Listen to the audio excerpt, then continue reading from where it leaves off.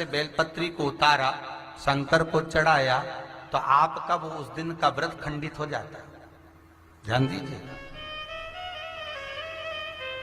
16 सोमवार हो, संकट सोमवार हो, शिवरात्रि हो, जितने भी भगवान शंकर के हम पूजन करते हैं या कोई विशेष उत्सव हम शंकर का कर रहे हैं, तो उस दिन बेलपत्र को नहीं उतारा जाता। बेलपत्र को एक दिन पहले उतारना चाहिए।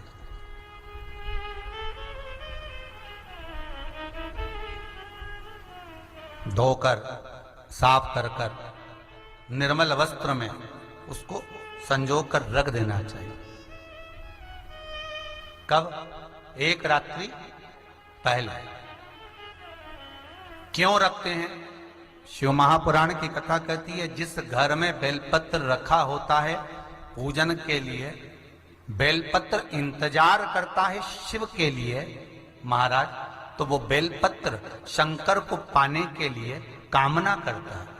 और जो जीव उद्यापन कर रहा है, संकट सोमवार, 16 सोमवार, पशुपति व्रत कर रहा है या शिव की आराधना कर रहा है, बेलपत्र शंकर को अति प्रिय है। तो ये बेलपत्र रात भर, क्योंकि शास्त्र कहता है, शिव महापुराण, स्कंद पुराण, लिंग पुराण, नर्मदा पुराण, पद्म पुराण, अग्नि पुराण, सारी पुराणों में एक चीज लिखी होती है कि आप भगवान का कोई भी उद्यापन करें, कोई भी व्रत करें, तो उससे पहले भगवान का कीर्तन करें। लिखा है कि नहीं लिखा? पढ़कर देखना, हर पुराण में मिल जाएगा कि रात्रि को कीर्तन करें, रात्रि को सत्संग करें, भजन करें। अब आप में से कितने लोग हैं जो रात भर कीर्तन करते हैं?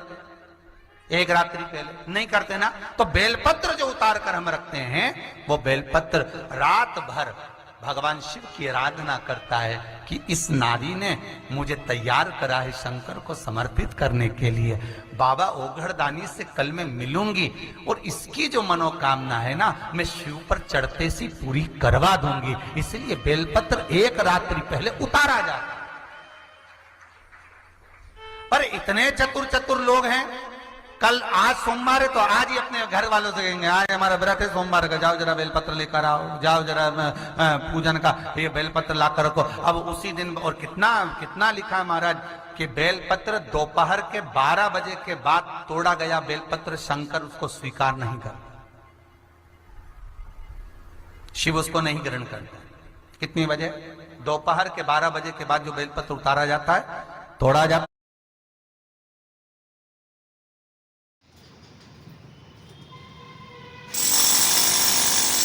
है वृक्ष पे से, शिव उसको नहीं लेता। 12 बजे से पहले बेलपत्र उतरता नहीं।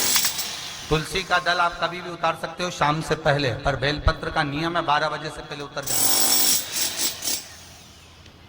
अब कई माताएं कहती हैं, हमने तो व्रत करा, हमारा तो काम ही नहीं हो रहा, हमने तो करा, हमारा काम ही। तो उसका कारण है तुम जरूर गड़बड़ करिए, कुछ ना कुछ कमी। आप शिव जी के सम्मुख में शंकर भगवान के शिवलिंग पर जब बेलपत्र चढ़ता है, तो बेलपत्र का जो सीधा भाग होता है वो शिव जी के शिवलिंग पर होना चाहिए, उल्टा भाग ऊपर होना चाहिए। बहुत ध्यान से समझना हो।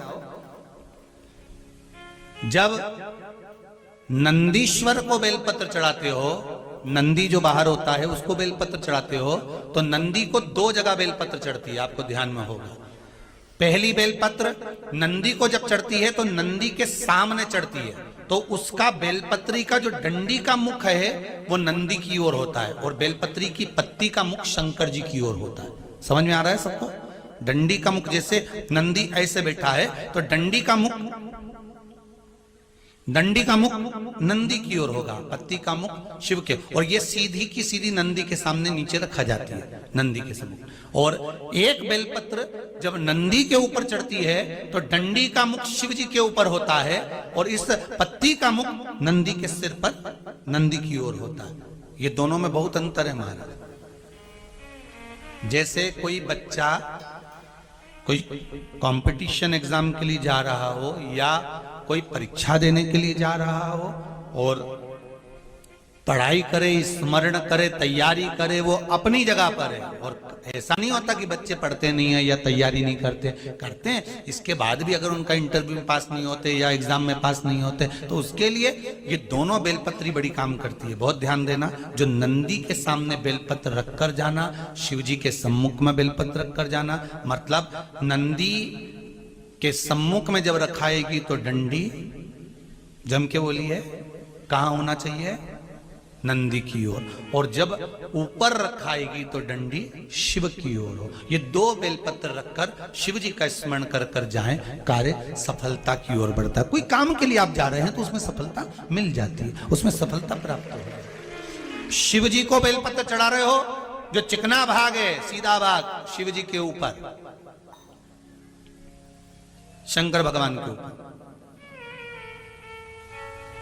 थाली में अगर शिवलिंग का निर्माण कर रहे हो, पार्थिव शिवलिंग का निर्माण कर रहे हो, तो थाली में जब बेलपत्र रखोगे तो सीधी रखोगे, फिर उसके ऊपर शिवलिंग का निर्माण करो। अगर आप निर्माण करते हैं पार्थिव शिवलिंग का और बनाते हैं बेलपत्र का, बोलो सही है कि गलत? प्रतिदिन बेलपत्र खाओगे शंकर मंदिर की तो मुख में कई बार छाले भी पड़ जाते हैं। सत्य है कि गलत है? शिव महापुराण की कथा कहती है अति सर्वस्व वर्जते। आपको अगर बेलपत्र खाना है, हफ्ते में 2 खाओ, हफ्ते में 3 खाओ। मुंह में अगर छार छार हो रहा है, छाले पड़ रहे हैं, तो बेलपत्र को, शिव जी की चढ़ी हुई बेलपत्र को सुखाकर चूरा बनाकर इतनी सी चुटकी भर खा लिए, पानी पी लिए। लीवर गड़बड़ हो गया है, डायलिसिस चल रहा है, किडनी गड़बड़ हो गई है, डॉक्टर बोल रहा है कि डायलिसिस करवाना पड़ेगा, तो बेलपत्री के पीछे की जो डांट होती है, जिसको आप लोग तोड़ के फेंक देते हैं, वो बेलपत्री के पीछे की जो डांट है, ये ब्रह्मा विष्णु महेश। समझ में आ रहा है आप लोगों को? बीच में जो डंडी दिख रही है आपको, इसके बीच में बड़ी पत्ती और 2 पत्ती के बीच में जो खाली जगह है, ये खाली जो डंडी है, इसमें 33 कोटि देवी देवताओं का स्थान होता है। किसका स्थान है? 33 कोटि देवी देवताओं। इसलिए बेलपत्र चढ़ाते समय बेलपत्र को इस जगह से पकड़कर समर्पित किया जाता है कि 33 कोटि देवी देवताओं का स्पर्श कर कर, ब्रह्मा विष्णु महेश का स्पर्श कर कर चढ़ाया जाता है। बेलपत्री के नीचे की जो डंडी होती है, ये 2 पत्ती से लेकर नीचे का जो भाग होता है, ये स्कंद पुराण कहती है, इसमें 64 योगनियां और मेरी माता पार्वती का संपूर्ण जितनी शक्तियां हैं, वो सारी शक्तियां इस डंडी के अंदर विराजमान होती हैं। इस डंडी के पीछे एक गोखरू होता है, जिसको माताएं तोड़ देती हैं। वो जो टूटा हुआ गोखरू रहता है, उसमें भगवान शंकर के प्रत्येक गण का भाव रहता है। इनका काम क्या रहता है?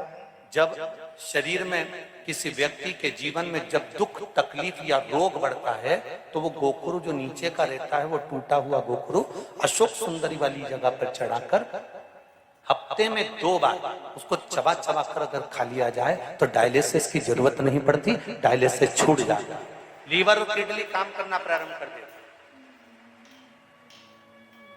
और अच्छे से सुन लेना, अभी की अभी घर जाकर शुगर की जांच करना।